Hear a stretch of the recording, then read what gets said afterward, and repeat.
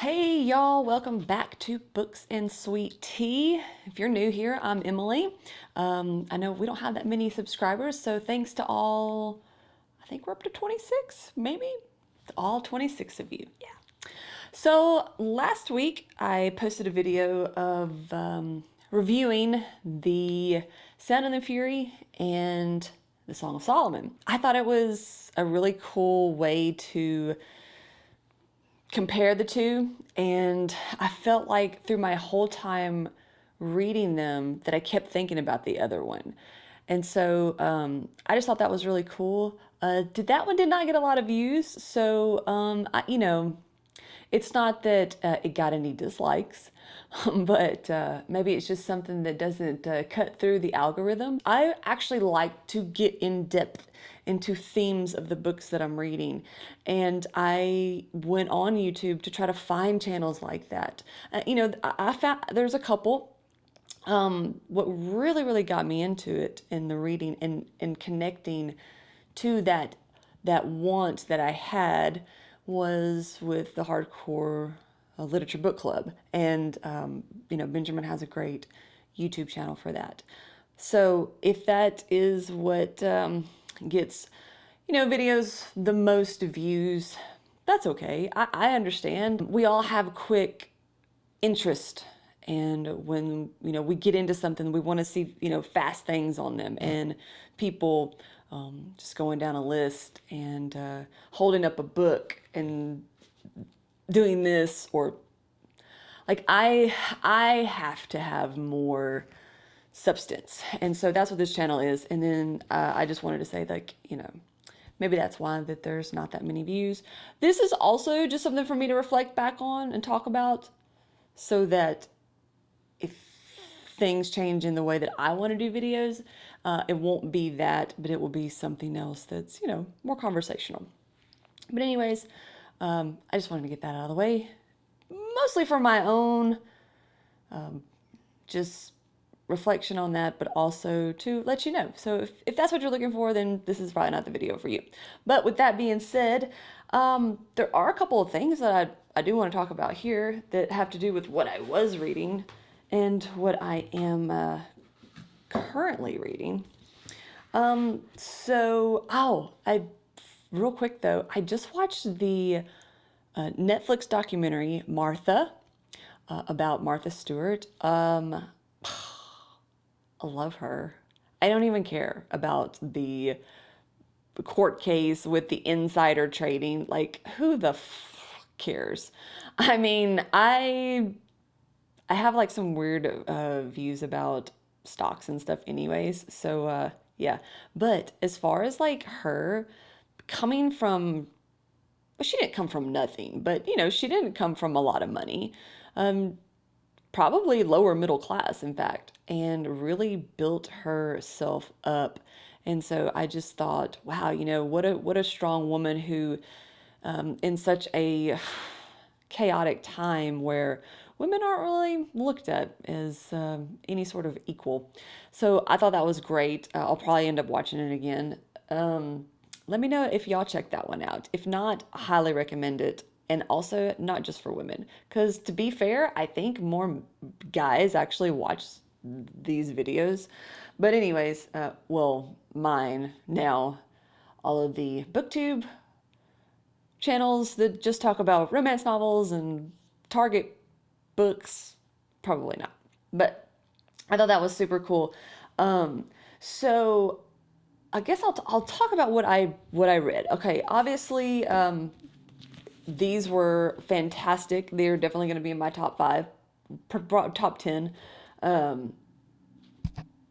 If you haven't checked out the video that only got like 12 views, check it out. I mean, I think if you're going to read these books, these would be 2 to read at the same time, I think, or back to back.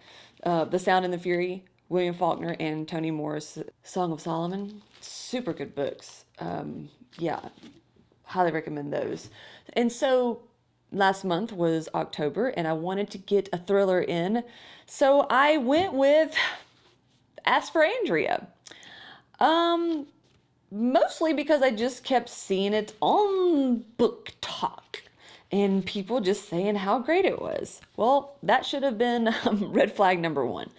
Yeah, so this was supposed to be a haunted thriller, some murder involved, women, and revenge. And so it was absolutely nothing like I thought it was going to be. And I was super disappointed in this book. I was literally about, I don't even know, 20 pages in, and I already knew the entire plot, how it was going to end, how it was all going to wrap up. And yeah, I think that this whole original, clever, dark, emotional. I mean, yeah, it was dark, I guess, like surface level dark. I mean, you see way more clever and original things from Hulu these days, but I think that it could have been a cool story if done right. I don't even know what would have made it better if maybe well, I thought that the whole ghost thing was a little cheesy. The dialogue was cheesy. The characters were cheesy. I just really did not enjoy this. And obviously, I know I'm not alone in saying that this was not that great of a book, because I have now more recently seen some views like that, but a lot of people said that they loved it. I don't know if they're just trying to sell copies, like with an Amazon link, but I don't know. This was not for me. It's probably not even something that I would recommend. And my partner reads a ton of Stephen King and horror and thrillers and stuff. And I said, you'll waste your time with this. I don't like it. With that being said, though, I did get to make up for that missing element when it came to like the ghost thriller thing. And that was because we got to go to a paranormal investigation. I didn't even know they sold tickets to that, but they do. And there's a place that I live near. I live in Middle Tennessee, and there's some pretty haunted places around here. I'm originally from Tennessee, and yeah, I grew up hearing all kinds of stuff about like the Bell Witch and like just all these like haunted asylums and stuff. But went to the Rosemont, which is a old mansion in Middle Tennessee that is apparently really haunted. A lot of the ghost hunter TV shows have been there, and they brought in a paranormal investigation team, and we got to tag along. You could buy tickets to this, and then they also provided like s'mores and stuff for everybody to like grill out and tell ghost stories. So that was super cool. If you haven't done anything like that and you're kind of into it a little bit, and you just don't turn your nose up at it and think it's all poo poo, but it's super, super neat. So we went in there at night, and they have all the little gadgets and stuff that go off if if there's any spirits nearby. Now, whether you believe that stuff or not, that's one thing. But it's super entertaining. It's just kind of makes you think a little bit. So that was super enjoyable. I actually just did that last night. But yeah, I will definitely be going back to more of those things. And everybody is so nice. Nobody's weird. Like, there are some people who are really into it and got some really, really compelling stories and firsthand experiences. But yeah, it's just such a cool group of people. I don't know. I just really loved it. Can't wait to go back to more of those things. And I love history, especially like that pre-Civil War history. Like that early 1800s period, where just a lot of people were settling into towns, and those towns were being developed by those settlers. That's like my favorite, like, history, not just like ghostly history stuff, but just in general. The architecture, oh my God. I could go on about that. But anyways, so what I'm currently reading right now is All the Pretty Horses by Cormac McCarthy. And I'm about halfway through. And it was just the perfect book for me. At least for right now. I don't know. It's slow paced, not in a boring way at all. It's just a nice, easy read. I love the characters. I love how they talk to each other. I didn't have any experience with any McCarthy books, and I did a lot of research on which one of his novels would be a good intro. And this one got recommended a few times, and I'm really, really glad that I went with it. And I love horses. That haunted house I was just talking about, that the family who built that house their business was breeding thoroughbreds, and so horse racing. And yeah, I mean, John Grady, Rollins, like I just love how they like talk to each other. And these kids are alive, and they're kids, 16, 17 years old, and I can just picture them. I think I've seen online that there's like a movie to it. If there is, I'm looking forward to that because I just want to see like if any of like my visions reflect in that, in a cinematography way. And yeah, I don't know. I can't wait to read more of his work. Now, I have heard that some isn't as good, but still looking forward to that. I highly recommend this to anybody. And it's just and it's not hard to understand. It's not like a profound as far as the prose, his writing style, but there are quite a few things in here that I like how they talk about horses and the spirits of the horses and stuff. It's just really, really cool. Really like that one a lot. And so if you're not following me on TikTok, I did a sort of reveal because in the last video I was trying to figure out which one I was going to read or which big book I was going to read next. It was either going to be the Brothers Karamazov or the Count of Monte Cristo. And if you weren't over there on TikTok, I did make a pick and went with the Count of Monte Cristo. Yep, and I did actually change my mind about, I don't know, 30 minutes to an hour before posting that. And it was really just because I needed something, just a straightforward story. And that's what I've heard is really good about this. It's easy to understand. I know that it's a little bit time consuming, but it's just something, I can go back and forth between this one and All the Pretty Horses, and it won't be too big of a contrast. And so, yeah, I think this is just going to be something really nice to get into. I haven't gotten too far. I think it's only like a couple of chapters, but yeah, and I can already tell it's at that part, and it starts fast where we're heading up on that roller coaster, and we know what's coming, and bracing myself for the rest of it. So really cool with that. And then I'm going to throw into the mix a nonfiction book, and that's going to be Love and Whiskey by Fawn Weaver. I am looking forward to this. I like to get out the whiskey and scotch for the winter months. Probably start here soon, actually. So November, December, January, February. Really love to just get a little bit of sippin' whiskey. Really love that, and also maybe some scotch. And open up this book.